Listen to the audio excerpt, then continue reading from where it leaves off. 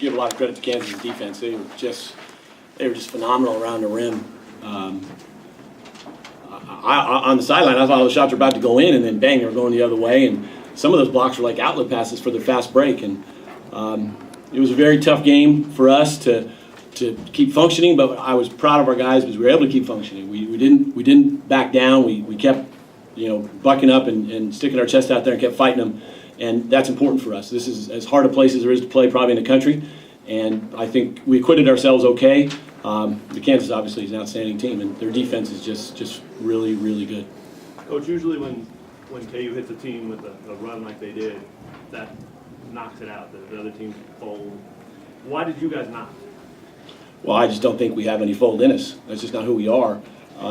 We have a good group of kids. They've got a lot of character, and we didn't come here to play for a while. We came here to play the full 40 minutes and get the full 40 minutes of game. And you should never fold in a game. If a team beats you and they beat you by 30, make them beat you by 30. Don't surrender and make it worse than it is. Let's talk about James's night. I mean, he seemed to get really rolling there in the second half. Yeah, James can do that now. He sometimes comes out of system and just sort of makes some things up, but he was able to make a lot of plays for us when we needed some support. We were struggling to get baskets there for a long stretch, and James kind of got us going, and the other guys fed off his energy, and it got us back in the game. James is a big scorer. He was last year for us, and so we're not surprised he could score. We were just disappointed we couldn't get enough scores around the rim. An environment like this, game like that, where you guys were facing a deficit. Are you good with him doing the out-of-system thing? I think at some point you have to let your main guy go. You have to give him a little freedom to attack. Our system wasn't getting it done, so we needed somebody to make some plays for us, and James was able to do that and got us going again. And then we were able to get back into system and get some plays. What do you tell your guys when Withy's going like that, or when a shot blocker is going like that? We try to tell our guys to jump into shot blockers, but he is so good at staying down. It's hard to get him off his feet, and he uses his length really well. But we're never going to say back away from him. I know it seems stupid, and you can accuse me of that. I'll accept that. But you got to keep attacking. You got to keep doing what you do. We're trying to establish an inside game.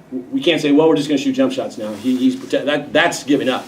We have to keep going at him and force him to make the plays he made, and give him credit. He made a lot of them. And it's just, I just tip my cap to him. It was a tremendous performance by him.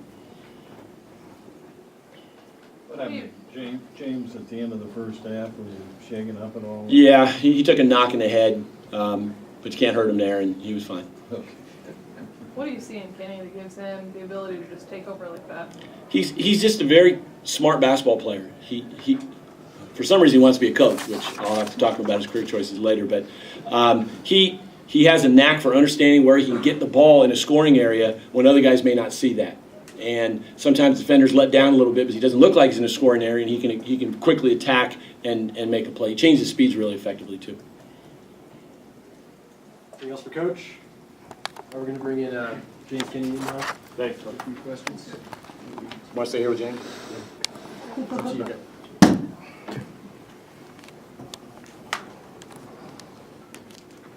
James, Coach just talked about sometimes you got to let your main guy go, and obviously you went there in the second half. Can you just talk about that stretch where you got your guys back in it? Coach, he stresses to me to just stay positive with my team. He got a lot of confidence in me, and I got confidence in him that he'll put me in the right spots to make good plays that help us be successful. And my teammates, they just kept looking for me, screening for me. They seen I had the hot hand, and they kept feeding me, and I just kept delivering. What did it feel like to get that hot, especially when you guys needed it most? It feels good to carry your team like that. Knowing that you have the ability to do that, it feels good when your team's struggling. We got down a 24-point hole, and we needed to spark somewhere. And me being a senior and being the leader of this team, I had to do that. Did you expect to be able to do that in a place like this against a team like that? I never doubt my abilities. Give Kansas credit, they're a great team, great defensive team. They got size, athletes, everything. But I mean, you stay focused and play within the system, then you'll be successful. Same question I asked Coach. When a shot blocker's going like that, what do you do as a player? Does it cross your mind, like maybe I should pull up, something like that? I mean, when you're going against a guy like Withy down there, a guy had 12 blocks, I mean, you got to incorporate a lot of pump fakes. I like to shoot a floater, try to get that up over him. I can shoot it pretty high, so I get the floater up over him a couple times. But I mean, you just gotta pick and choose the spots, and when you choose attack, and when you choose to pass out to an open teammate. James, was it frustrating you guys couldn't get any closer than, I think, 7 there in the second half after you made that run? You had some chances. It wasn't frustrating, but it was kind of like just like a setback. I mean, it didn't get us down at all. We kept fighting through that. I mean, we were down 24 points. We could have folded after, when they went on a big run to open the half. I mean, but you see, our team showed a lot of resiliency, and we just kept fighting. When we got to 7, it kind of like pushed us to motivate us. So let's keep going. We just didn't make the plays down the end to win the game. The double technical, I feel like you guys made your run. I'm not exactly sure where it started, but you guys kind of made your run after that. Most of the time, a lot of times that'll favor the home team. The crowd gets back into it. How are you guys able to use that for you on the road? I don't know if we used it. It was a break in the action, and that helped. You know, they were rolling, and it slowed things down for a minute, and we could kind of gather ourselves. Our standard thing is a guy gets a technical foul, we just take him off the floor. So we took Levan off the floor.